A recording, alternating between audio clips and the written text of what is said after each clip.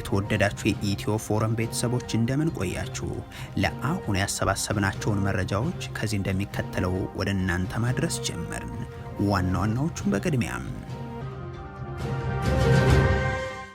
የኤርትራና የትግራይ ወታደራዊ አዛዦች ተገናኝተው መምከራቸው ተሰማ። የቲዲኤፍ አዛዦች ከሻዕቢያ ጄኔራሎች ጋር ተመሳሳይ አቋም ማራመድ አልቻሉም የተባለ ሲሆን ከፋኖ ኃይሎች ጋር ያላቸው ትብብር ግን ከፍ ወዳለ ደረጃ ማደጉ እየተገለጸም ይገኛል። ከዚህ ጋር በተያያዘ ዝርዝር መረጃ ተዘጋጅቷል። ጠቅላይ ሚኒስትር አብይ አህመድ የአዲስ አበባ ባለቤትነት ካርድን በማንሳት ግጭት ለመቀስቀስ እየሰሩ ነው ሲል ሰራዊቱ ገለጸ።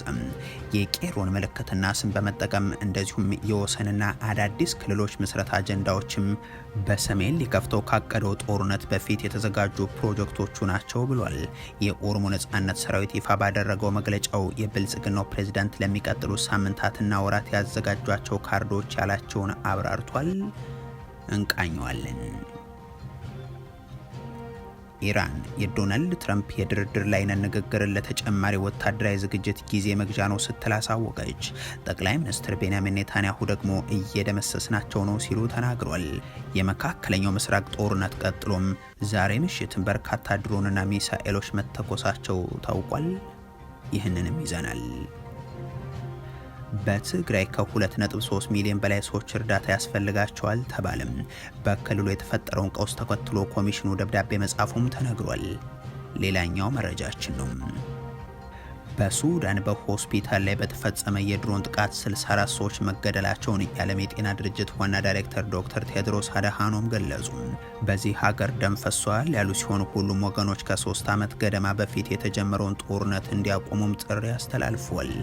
የተወደዳችሁ የኢትዮ ፎረም ቤተሰቦች አብራችሁን ስትቆዩ እነዚህን እና ሌሎችንም መረጃዎችን ትሰማላችሁ። ሰናይ ቆይታ ይሆንላችሁ። የኤርትራና የትግራይ ወታደራዊ አዛዦች ተገናኝተው መምከራቸው ተሰማ። የቲዲኤፍ አዛዦች ከሻዕቢያ ጄኔራሎች ጋር ተመሳሳይ አቋም ማራመድ አልቻሉም የተባለ ሲሆን ከፋኖ ኃይሎች ጋር ያላቸው ትብብር ግን ከፍ ወዳለ ደረጃ ማደጉ እየተገለጸ ነው። በምስራቅ አፍሪካ ከበርካታ ኃይሎች ጋር ግጭት ውስጥ የሚገኘው የብልጽግናው አገዛዝ በሁሉም ወገን ጠላቶችን አብዝቶ የጋራ ግንባርና ትብብር እንዲፈጥሩ እየገፋቸው ነው። በሱዳን ጦር ላይ የከፈተው የጠላትነት ስሜት ከሻዕቢያ ጋር የገባበት ሰጣ ገባና የጦር ጦርነት ሁነት በፋኖ በትግራይና በኦላ ላይ የሚያከናውናቸው ውጊያዎች ጠላቶች እንዲተባበሩና እንዲተጋገዙ እያስገደዳቸው መሆኑ ሲገለጽ መቆየቱም አይዘነጋም። የአብይ አህመድን ጦረኛ ፖሊሲ ለመመከት በሚል ለትብብር የሚጠራሩ ኃይሎችም ራሳችንን ለመከላከል ስንል የምናደርገው መተባበርን አጋር ብልጽግና ይመርጥልንም እያሉ ናቸው። በዚህም መሰረት የኤርትራና የትግራይ ወታደራዊ አዛዦች በአካል ተገናኝተው መምከራቸውና የአብይ አህመድ መንግስት ያወጀባቸውን ጦርነት በማስመልከት መወያየታቸውን አፍሪካን ኢንተለጀንስ በዘገባው አመልክቷል። ከጥቂት ሳምንታት በፊት ወደ ትግራይ የሄዱት ፈረንሳይ ወታደራዊ አታሽም ወደ አዲስ አበባ ከተመለሱ በኋላ የተነበበው የፈረንሳዊ ሚዲያ ዘገባም ጄኔራል ኢዮብ ፍሳሐ ከኤርትራም ጄኔራል ፍስሐ ኪዳኑ ደግሞ ከትግራይ በመቀለ ተገናኝቶ መወያየታቸውን አስፍሯል። በአዲስ አበባ ያለው መንግስት በሁሉም አካላት ላይ የፈጠረውን ጠላትነት ትግራይና ኤርትራን ወደ አጋርነት እንዲቀየሩ ገፍቷቸዋል የሚለው ይኸው ዘገባም አሁንም ቢሆን የአመለካከት ልዩነቶች መኖራቸውን ግን ጽፏል። የአመለካከት ልዩነቱ የተፈጠረው የአብይ አህመድን መከላከያ ሰራዊት በመገምገም ረገድ እንደሆነ ያሰፈረው ዘገባው ዝርዝር ነገርን ግን አላስቀመጠም። ስለ ጉዳዩ ከዚህ በፊት የዘገቡት እንደ ዘ ኢኮኖሚስት ያሉ የመገናኛ ብዙሃን ደግሞ የትግራይ ኃይሎች ከኤርትራ ጋር ብቻ ሳይሆን በተለይም ከፋኖ ጋር የዳበረ ግንኙነትን ስለመመስረታቸው ገልጸው ነበር። የአማራና የትግራይ ህዝቦችን ማጋጨት 4 ኪሎን ያጸናል የሚል እቅድ ያለው የብልጽግናው አገዛዝ ሁለቱንም ክልሎች ምንም አይነት ልማት የማይሰራባቸው ተማሪዎች ትምህርት ገበታ የማይሄዱባቸው መንግስታዊ አገልግሎቶች ደጋግመው የሚስተጓጎሉባቸው መሰረተ ልማቶች እየወደሙ የቀጠሉባቸው እናቶቻቸው በድሮና ከባድ መሳሪያ የሚገደሉባቸው የጦርነት ቀጠናም ካደረጋቸው አመታት እየነጎዱ ነው። ይህንን ወታደራዊ ሁኔታ የፈጠረው የአብይ አህመድ መንግስት ከትግራይ ጋር የተፈረመው የሰላም ስምምነት እንዳበቃ ሲገልጽ የፕሪቶሪያው ውል የተፈረመው በጻድቃንና ጌታቸው አማካኝነት ነበር። እነርሱ ደግሞ ከኔ ጋር ናቸው። እናም እናንተ መቀለ ያላችሁ አካላት አያገባችሁ ማለቱ የሚዘነጋ አይሆንም። ፕሪቶሪያ ተደራደር ነው ከጀነራል ጻድቃን ጋር ነው፣ ከጌታቸው ረዳ ጋር ነው፣ ከአሰፋ ብርሃ ጋር ነው። ዋነኛ ተደራዳሪ በትግራይ ወገን ጻድቃን ጌታቸውና አሰፋ ሌሎች ሰዎች ይኖራሉ። ዋናዎቹ ግን እነዚህ ናቸው ፈራሚዎቹ። በእኛም ወገኛው ይታወቃሉ። እነሱ ስጠይቃቸው ያሉኝ ነገር አለ። በስፍራው ያልነበሩ ሰዎች፣ አንዳንዶች ፕሪቶሪያን የማያውቁ ሰዎች ደግሞ ፕሪቶሪያን እናስከብር ይላሉ። እና የወለደችው እያለች የታቀፈችው እናት ልሆናለች። እንዲህ ብለው የሰላም ስምምነቱ እንዳበቃለት ከወራት በፊት የተናገሩት ጠቅላይ ሚኒስትር አብይ የትግራይ ክልልን በጀት እንዳስቀሩት የሚገልጸው የአፍሪካን ኢንተለጀንስ ዘገባም ክልሉን እጅጉን አዳክመውታል ይላል። እንዲህ ያለው የጠቅላይ ሚኒስትሩ አካሄድ የትግራይና የአማራ ክልል ኃይሎች ወደ ነባሩ ወዳጅነትና ትብብር እንዲሄዱ የራሱን ሚና ተወጥቷል የሚሉ ሰዎች ከቅርብ ጊዜያት ወዲህ ቲዲኤፍ ከኤርትራ ይልቅ ከፋኖ ጋር ስትራቴጂካዊ አጋርነት እንዲኖረው እያደረገ ነውም ይላሉ። አብይ አህመድ በተባበሩት አረብ ኤሚሬቶች ድሮን እየገደሉና ውጊያ ከፍተው ብን ሳለም እኛ ራሳችንን ለመከላከል አለመተባበር አንችልም የሚሉ አንድ ለጉዳዩ ቅርበት ያላቸው ምንጭ የአንድ ሀገር ልጆች ነን፣ የጋራ ሀገርና የጋራ ጠላት አለን፣ ጉዳይ የሚሆነው አለመተባበራችን እንጂም በጋራ መስራታችን አይደለም ካሉ በኋላ እርሱ ከኤሚሬትስ ጋር ሆኖ ሲወጋን የእኛም ፍቃድ እንዳልጠየቀው ሁሉ እኛም ለመተባበር እሱን አናስፈቅድም በማለት ተናግሯል። አብይ አህመድ ጦርነት ያወጁበት የትግራይ ክልል ወደ ውጊያ ከመግባቱ በፊት ራስን ለመከላከል የሚያስችል ስትራቴጂካዊ ኮማንድ ፖስት እንዳቋቋም የሚገልጸው የፈረንሳዊ የመረጃ ምንጭ ይህም የሆነው አዲስ አበባ ያለው አገዛዝ ወደ ውጊያ ለመግባት ወስኗል በሚል ነው ብሏል።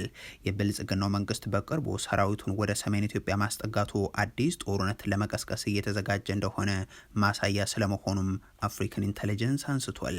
የጣቢያችን ምንጮች ያረጋገጡት ደግሞ የአብይ አህመድ ጦር በሰሜን ኢትዮጵያ እንዲሰፍር የተደረገው የአማራና የትግራይ ኃይሎች እንዳይገናኙ ለማድረግ በሚያስችለው አሰፋፈር ሁኔታ ነው ብለዋል።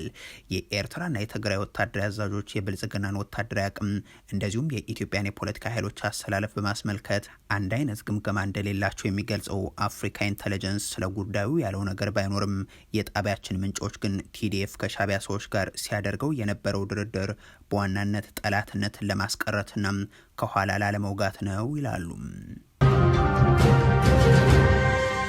ጠቅላይ ሚኒስትር አብይ አህመድ የአዲስ አበባ ባለቤትነት ካርድን በማንሳት ግጭት ለመቀስቀስ እየሰሩ ነው ሲል ሰራዊቱ ገለጸም። የቄሮን ምልክትና ስምን በመጠቀም እንደዚሁም የወሰንና የአዳዲስ ክልሎች ምስረት አጀንዳዎችም በሰሜን ሊከፍተው ካቀደው ጦርነት በፊት የተዘጋጁ ፕሮጀክቶቹ ናቸው ብሏል። የኦሮሞ ነጻነት ሰራዊት ይፋ ባደረገው መግለጫው የብልጽግናው ፕሬዚደንት ለሚቀጥሉት ሳምንታትና ወራት ያዘጋጇቸው ካርዶች ያላቸውን አብራርቷል። በቀዳሚነት ያነሳው የአዲስ አበባ ካርድ ያለውን ነው። በቅርቡ ለመካከለኛ ደረጃ ካድሬዎች አንድ ዶክመንት እንዲያዘጋጁ መመሪያ መተላለፉን የገለጸው ጦሩ ይህ ሰነድ በረቂቅ ደረጃ መነጋገሪያ እንዲሆንና ዋነኛ ይዘቱም አዲስ አበባን ወደ ኦሮሚያ የማጠቃለል የሚል እንደሆነ ያነሳል። የኦሮሞ ነጻነት ጦር ዋነኛ ግቡ ደግሞ በተለይም በአማራና ኦሮሞ ህዝብ መካከል ግጭትን ማነሳሳት ነው ሲልም ያስቀምጣል። ሁለተኛው የአብይ አህመድ ካርድ የምርጫ ካርድ ነው በማለትም ይቀጥላል። የጦሩ መግለጫም እስካሁን ድረስ ምርጫ የሚባለው ጉዳይ ለውጭ ዓለም አደርጋለሁ ለሚል ትዕይንት ብቻ ዝቅ ተደርጎ እንዲፈጸም ሆኗል። ከ70% በላይ የሚሆነው የሀገሪቱ ክፍል ከእውነተኛ የምርጫ ሂደት ውጭ ነው። እናም አብይ በተወሰኑ የከተማ አካባቢዎች ላይ ይህንን ስነስርዓት አከናውኖ ምርጫም ተደረገ ያስብላል። ይህ ደግሞ ለዓለም አቀፍ ገጽታው ይውላል ሲልም ያብራራል። ሶስተኛው የአብይ አህመድ ካርድ በሚል በነጻነት ጦሩ የቀረበው ደግሞ የቄሮ ካርድ ነው። ጠቅላይ ሚኒስትሩ ከመንግስት ጋር በጥቅም የተሳሰሩና የተጣመሩ ግለሰቦችን እያሰማሩ ነው ያለው ጦሩ ዋና ዓላማቸውም የቄሮን እንቅስቃሴ ስምና ምልክትን መጥለፍ ነው። ያገዛዙ ታማኝ አገልጋዮችን እንደ እውነተኛ የቄሮ ታጋይ በማቅረብ በወንድማማቾች መካከል መታኮስን ማቆም የሚሉ መልእክቶችን በማስያዝም ለማስወጣት እየተሰራበት ያለ ስርዓት ነው ሲል ገልጿል። አብዛኛው ቄሮ ግን ዛሬም ዝም እንዲል ተደርጎ አሊያም በስራ አጥነት እንዲሰቃይ ሆኖ የዚህ ካርድ መዘጋጀት ዋና ዓላማው የኦሮሞ ወጣቶች መካከል መከፋፈልን ለመፍጠር የሚደረግ ጥረት አካል ነው ብሎታል። አራተኛው የአብይ አህመድ መንግስት ካርድ በሚል የቀረበው ደግሞ የሃይማኖት ካርድ ሲሆን በቅርቡ በአርሲ የተፈጸመውን ጭፍጨፋ አንስቶ ከሰሞኑም ወይዘሮ አዳነች አቤቤ አዲስ አበባ ላይ ያደረጓቸውን ሃይማኖታዊ ስብሰባዎችንም አውስቶ አቅርቧል። ሌላኛው ደግሞ የወሰን ግጭት ካርድ ነው። አብይ አህመድ በኦሮሚያና ሌሎች ክልሎች አዋሳኝ አካባቢዎች በተለይም ደግሞ በወለጋም በአጠቃላይ ደግሞ በሀገሪቱ ዙሪያ ግጭቶች እንዲፈጠሩ ና እንዲቀጥሉ ሲሰሩ ቆይተዋል ይላል። የኦሮሚያ ክልልን ከአማራ እንደዚሁም ከሶማሌ በሚያዋስኑም ትግራይን ከአማራ በሚያጎራብቱ በሌሎች አካባቢዎች ራስን እንዳስታራቂ ማቅረብ የሚቻልባቸው የግጭት እሳቶች ካሉ ሁሉንም ለማንደድ እየሞከሩ ናቸው ሲልም ጠቅሷል። ቀጣዩ ደግሞ የህገ መንግስት ማሻሻያ ካርድ ነው ይላል። ይህ ካርድ ዋነኛ ዓላማው በአማራና ኦሮሚያ ያሉ ዞኖችን ክልልነት ይገባቸዋል እያሉም እነዚህን ትልልቅ ክልሎች ወደ ትንንሽ ክልሎች መሰነጣጠቅ ነው። ይህን የሚያስፈጽመው ደግሞ የምክክር ኮሚሽን የተሰኘው የአብይ ተቋም ነው ሲል ገልጾም በውይይት ላይ ያለው የወልቃይትን ክልል የመመስረት ሂደትንም በአብነት ጠቅሷል። በእርግጥ የሀገሪቱ ኃይሎች የአብይ አህመድ አገዛዝ እንቅስቃሴዎችን አሁን ለመገመት አያዳግታቸውም ያለው ኦላ እንዲህ ያሉት ከግጭትና ለመረጋጋት ለማትረፍ የሚያደርጓቸው እንደዚሁም ያዘጋጇቸው ካርዶች የሰዎችን ሞትና ውድመትን ይጨምሩ እንደሆነ እንጂም የሚያመጡት ለውጥ አይኖርም በማለትም ያብራራል። ዓለም አቀፉ ማህበረሰብም እነዚህ አሳሳቢ የአገዛዙ እቅዶችን አጢኖም ግፊት እንዲያደርግ ጠይቆ ዝርዝር መረጃዎችን ለማጋራት ዝግጁ ስለመሆኑም ገልጿል።